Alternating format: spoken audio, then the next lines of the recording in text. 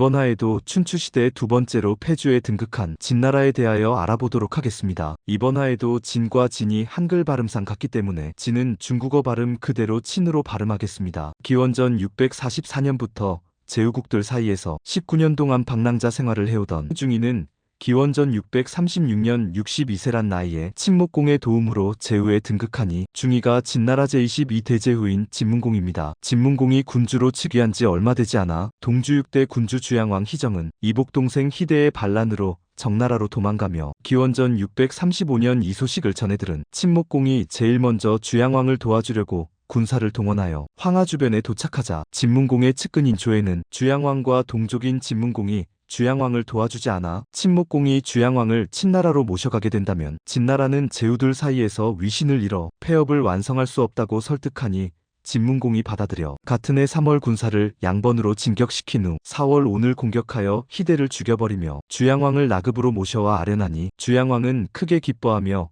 진문공에게 8개의 읍을 내려줍니다. 이 사건으로 진문공은 한 번에 중원지역에서 명성을 알리게 되며 기원전 633년 초성왕이 조나라와 위나라를 연합하여 송나라를 공격하자 송나라의 공송고라는 대신은 진문공에게 도움을 요청하며 진문공은 먼저 제나라 19대 제후인 제소공 강반과 동맹을 맺은 후 같은 해 2월 조나라를 공격하기 위하여 위나라의 길을 빌리려 하였지만 위나라 7대 제후인 위성공 희정은 반대하며 진문공이 군사라도 보내달라고 하나 이번에도 받아들이지 않습니다. 이때 위나라의 원인이란 대신은 진문공을 도와주길 바랬지만 위성공이 자꾸 반대만 하니 아예 반란을 일으켜 위성공을 초나라로 몰아내고 그의 아들 희하를 군주로 옹립하는데 진문공은 자신의 망명다니던 시절 위나라 6대 군주 위문공 희피강이 자신한테 무례한 행동을 하였다는 이유로 위나라의 영토 일부를 송나라에게 나누어주며 같은 해 3월 진문공은 조나라의 도읍도구를 점령해버린 후 자신을 홀대하였던 조나라 16대 제후 조공공 희양의 죄를 나열한 후 자신에게 음식을 내어주었던 희북이란 대신의 집을 보호해줍니다. 진문공은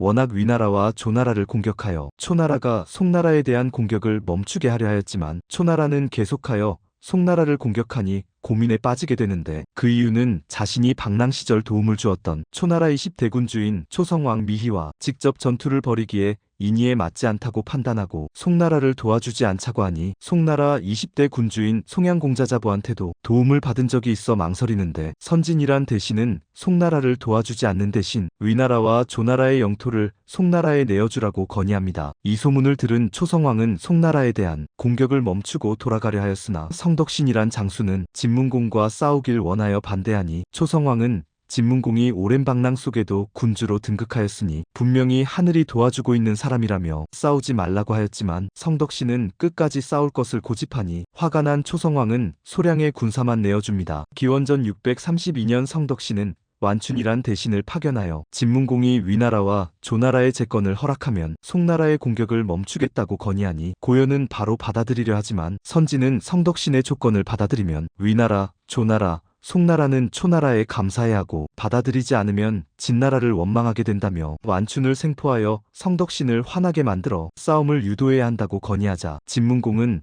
선진의 건의를 받아들여 완춘을 체포한 후 위나라와 조나라에게 재건을 약속하며 초나라와 절교하라고 설득하니 성덕신은 참지 못하고 진격을 시작하며 진문공은 초성왕과 약속하였던 퇴피 3사의 약속을 지킨다는 이유로 일방적으로 후퇴만 하자 자신들을 유인하는 계략인 것을 눈치챈 초나라 군사들은 후퇴하자고 건의하지만 성덕신은 끝까지 받아들이지 않습니다. 같은 해 4월 진문공의 송제 친나라의 연합군과 성덕신의 정, 진, 제 연합군이 성복이란 곳에서 전투를 벌이는데 진문공은 마차에 호랑이 가죽을 씌운 후 먼저 우진영의 진채나라를 공격하여 붕괴시킨 후 중군의 군사는 도망가는 척하여 초나라의 군사를 유인한 후 협공하여 대승을 거두며 간신히 초나라에 돌아간 성덕신은 자결해버립니다. 이 전쟁을 성복대전이라고 부르며 진문공이 약속대로 위나라와 조나라의 재건을 허락하여 자신이 중원의 절대 강자임을 알리니 주양왕까지 진문공을 숙부라고 부르고 자신을 대신하여 제후들을 다스리라 부탁하며 제후들을 불러 천토에서 맹약을 맺게 하는데 천토 맹약은 제환공의 규구 맹약 다음으로 성대한 맹약으로 이때부터 진문공은 공식적으로 춘추시대의 두 번째의 폐주로 인정됩니다. 기원전 628년 진문공은